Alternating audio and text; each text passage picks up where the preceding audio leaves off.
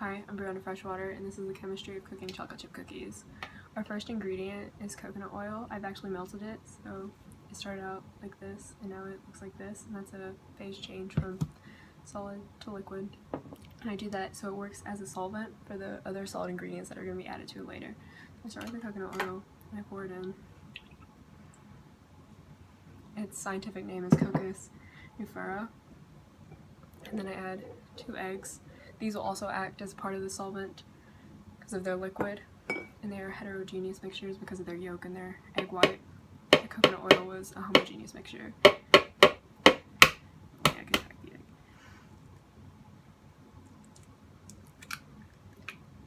You just add the eggs in.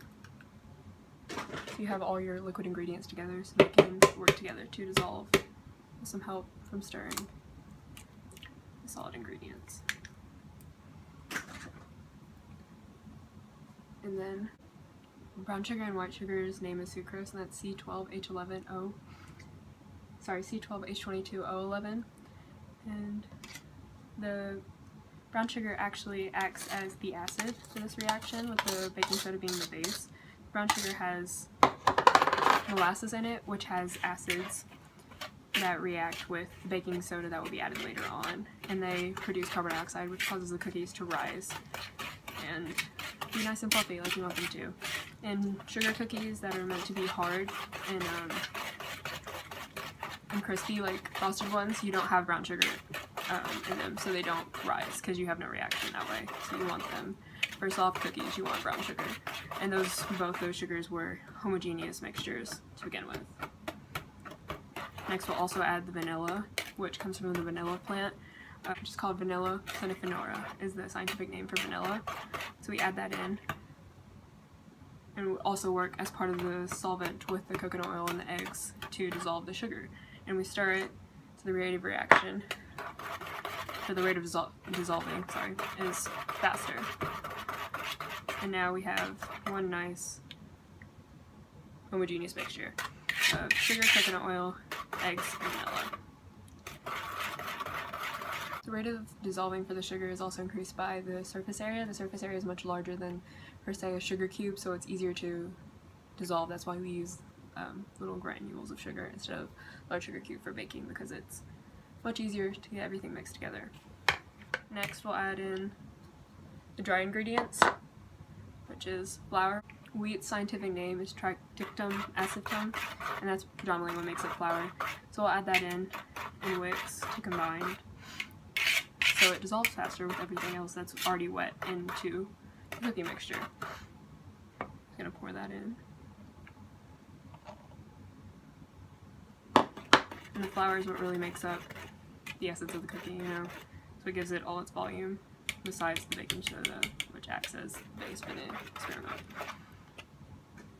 Just like the flour was a homogeneous mixture, now we have another homogeneous mixture, which is the cookie dough. Everything looks pretty uniform and the same, and it's all mixed together. You can't easily separate any of the parts of it. But it's still a mixture. It's not changed chemically. It's only a physical change when I mix them together, because everything is still the same. The chemical makeup and everything is still the same. Nothing has changed. Nothing will change until it's baked. Next, I'm going to add the kosher salt and baking soda. And the baking soda, as I've mentioned before, will act as the base for the experiment, or the baking, because it'll react with the acid and the molasses and the brown sugar, and the salt just adds flavor. Salt's scientific name is sodium chloride, and its makeup is NaCl, and baking soda's scientific name is sodium bicarbonate, and its name is NaHCO3. Now that I have that all mixed in, the cookies are starting to form. At this point you want to ditch any any whisk that you have, because you don't want to stir this too violently, because you'll knock all the carbon dioxide out of the mixture that is being formed from the acid and base reaction. If you mix it too hard, you'll knock it all out and you'll have really flat, thick cookies, and you don't want that. Not for these, at least. At this point in time, I'm going to induce another physical change and break off some cookie dough. It's still the same. Chemically, nothing has changed that far, and I'm going to break off about 2 rounds of it just for Bridget, because she doesn't like chocolate, so we're gonna make sure she has something to eat. Put that on the tray. At this point, I'm gonna add in the cookie chocolate chips. Add in the chocolate chips, and I'll just fold those in really carefully as to not take any more CO2 out of the mixture. Chocolates comes from the cocoa plant, and its scientific name is Theobrine cocoa. Chocolate itself is a homogeneous mixture. All of it looks the same. Now that I've added in these chocolate chips, our mixture is quickly becoming a heterogeneous mixture, because you can tell the chocolate chips from everything else, and it'll stay that way for the bake. The chocolate chips will mix in, but they'll still be easily distinguishable, so it becomes a heterogeneous mixture. Now I'm going to preheat the oven. I like to do it at this point in time, so because our oven heats up really fast, and that is part of the kinetic molecular theory. As the oven heats up, the particles inside start to move faster and faster, which helps heat up the process. The oven will now be exothermic as it's giving off heat, and when I put the cookies into the oven, they will be endothermic as they're taking in the heat. Likewise, when I take the cookies out of the oven and start to cool them, they will be exothermic because they'll be giving off the heat that they had retained. Now I'm going to, just as I've done before, take the cookies and roll them into little balls and put them on a cookie sheet, and that is a physical change.